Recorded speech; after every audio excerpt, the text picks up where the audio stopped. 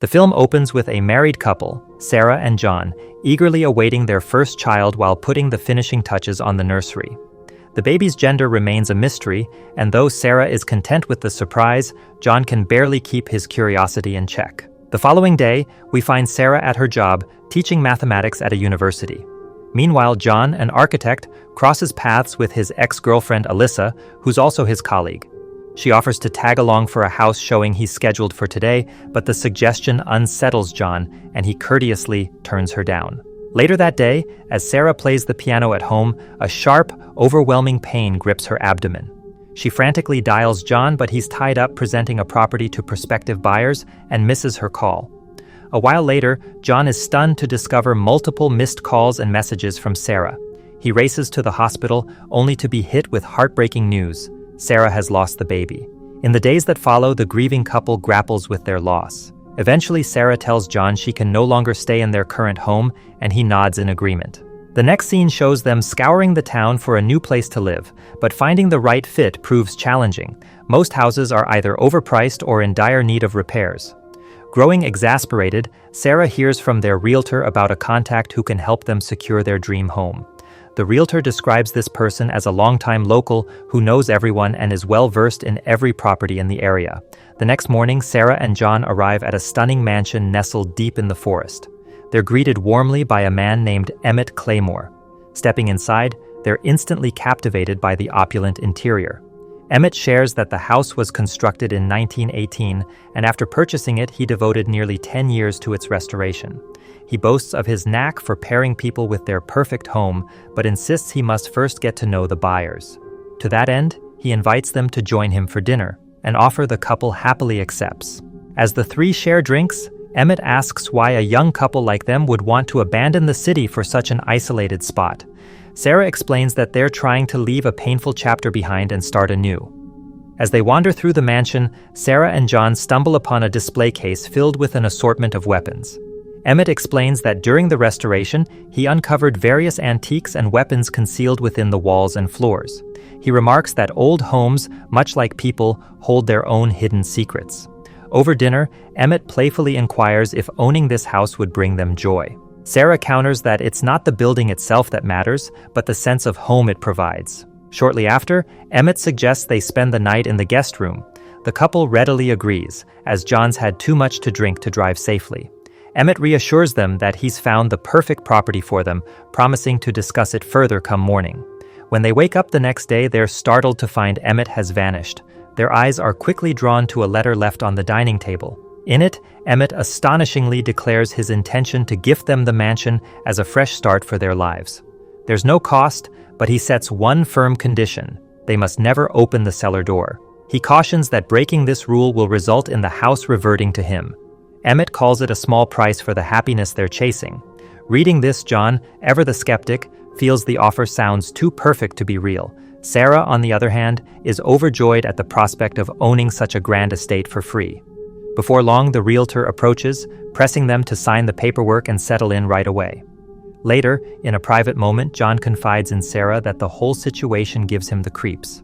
But Sarah points out that they've poured all their savings into IVF treatments, and staying here could give them a chance to recover and try for another child. After much persuasion, John grudgingly agrees. In the next scene, we see them settling into their sprawling new residence, appearing genuinely content for the first time in ages. Sarah even returns to playing the piano, an activity she'd abandoned since her miscarriage. One night, they throw a housewarming bash, inviting all their closest friends. To John's surprise, Alyssa shows up with a new partner, which puts him on edge. Sarah, unaware of their history, greets her with open arms. Later, John pulls Alyssa aside and questions her presence. She claims she was concerned after hearing about his loss.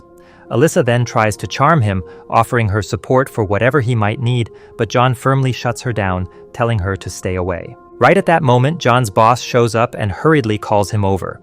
Stepping outside, John sees a group of people fixated on a wild-looking man standing far off. The man's clutching a can of gasoline, prompting John to walk over and ask what's wrong. In an eerie tone, the stranger urges John to torch the whole property before it ruins them. Without elaborating, he walks away, leaving John utterly baffled.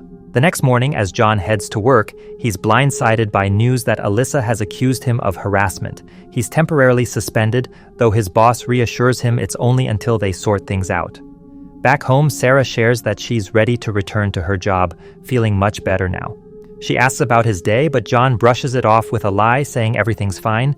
He steps outside to clear his head, only to find his gaze pulled toward the cellar door. Over the next few days, while Sarah's at work, John takes to running multiple times a day to ease his stress. His boss presses him to come clean to Sarah, noting it's been 2 weeks, but John hesitates, not wanting to spoil her newfound happiness.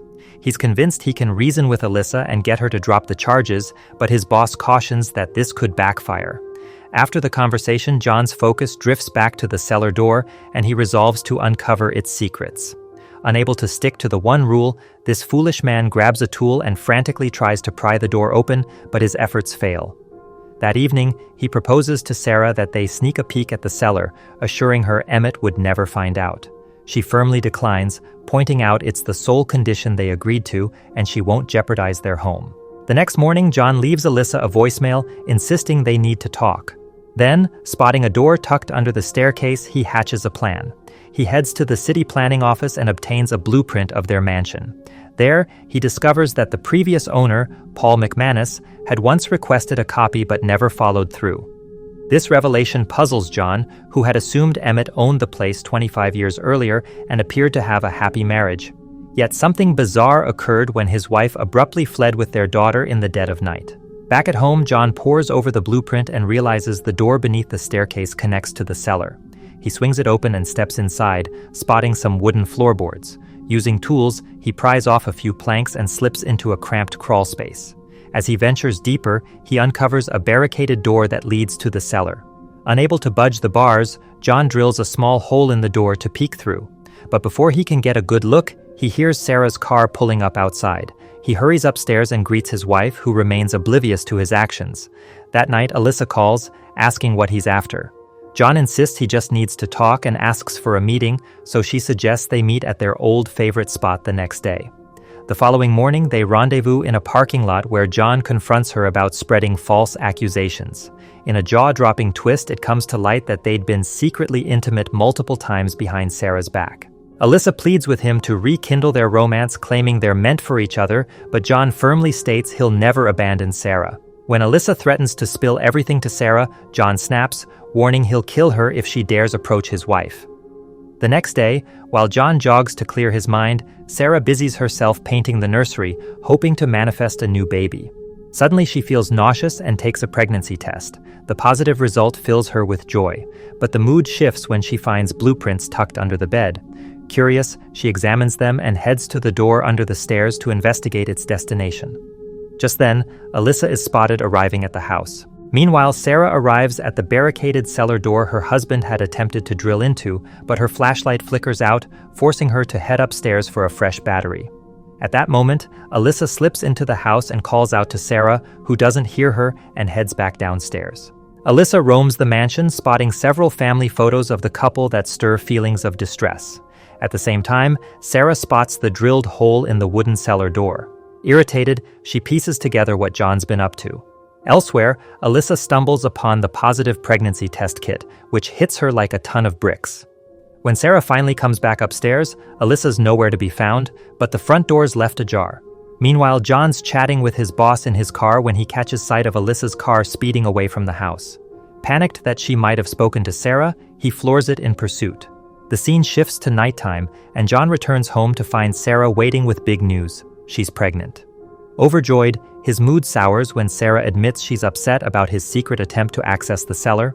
John apologizes, vows it won't happen again, and seals the crawl space entrance with planks, nailing it shut. The next morning, a call from work brings relief. HR informs John that all allegations against him have been dropped, and he's free to return. Thrilled, he feels his life is finally falling back into place. In the next scene, John steps into his office for the first time in weeks. His boss notes that Alyssa's obsession with John was obvious to everyone, and her accusations didn't hold water. He adds that Alyssa's taken leave from work, citing a need for self-care, but HR's been unable to reach her as she's been avoiding their calls. That evening, while John and Sarah work on the nursery, he spots a hole in the wall.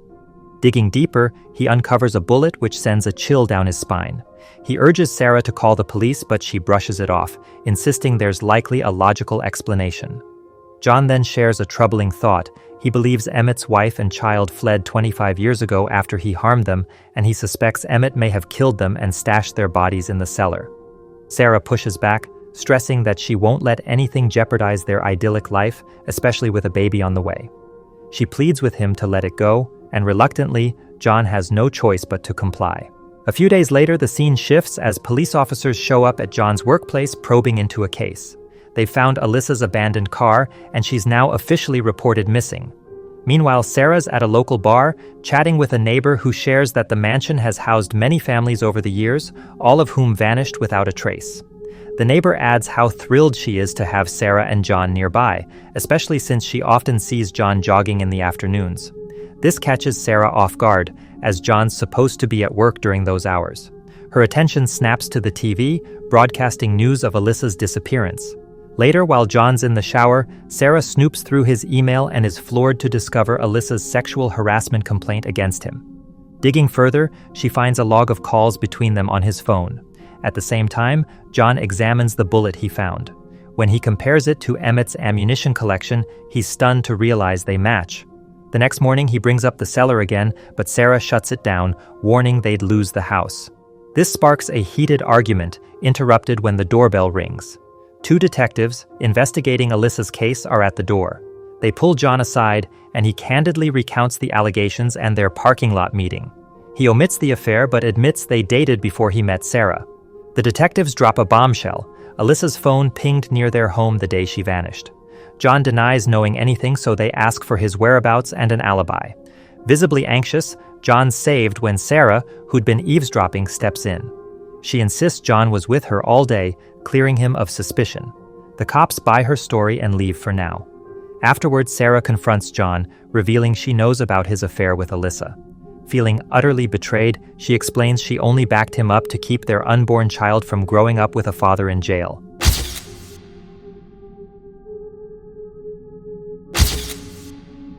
John pleads that he didn't kill Alyssa, but Sarah's trust in him wavers. That night, unable to sleep, John fixates on the cellar, convinced it holds the key to his troubles. Determined to get answers, he tracks down the address of the previous owner, Paul McManus, and pays him a visit the next day. Shockingly, Paul turns out to be the unhinged man from the housewarming party, now a struggling alcoholic entangled in a bitter divorce. Paul confesses that when his family moved into the mansion, life seemed flawless at first, but it quickly unraveled. When John presses about the cellar, Paul cryptically warns that it draws out the worst in people. He admits his greatest regret is never opening it and urges John to break the contract and unlock the door to see what's inside. You have one choice. You break the contract. You open the door. Back home, John tells Sarah he can't hold back any longer and demands they open the cellar and leave. Predictably, she refuses, desperate to protect their perfect life. Undeterred, John grabs a crowbar and starts forcing the cellar door open, ignoring Sarah's frantic pleas to stop. Then, everything changes. When John comes to later inside the house, Sarah apologizes, saying she couldn't let him open the door. Out of nowhere, she holds up Alyssa's phone, leaving him in complete shock. A flashback reveals what happened when Alyssa visited. Sarah downstairs heard a noise and, thinking it was an intruder, grabbed a gun and went upstairs. She ordered Alyssa to leave, but Alyssa rambled about not deserving this life. This pushed Sarah over the edge. You don't deserve this.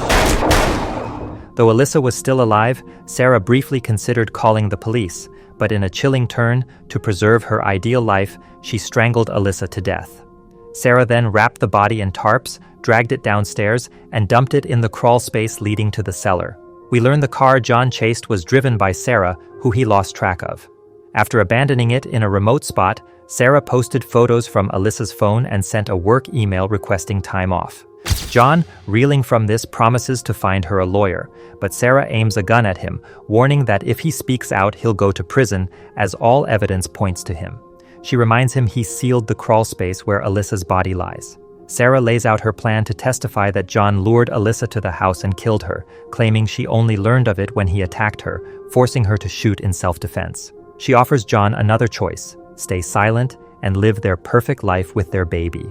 When he asks about Alyssa, Sarah says she'll fade away as a tragic missing person.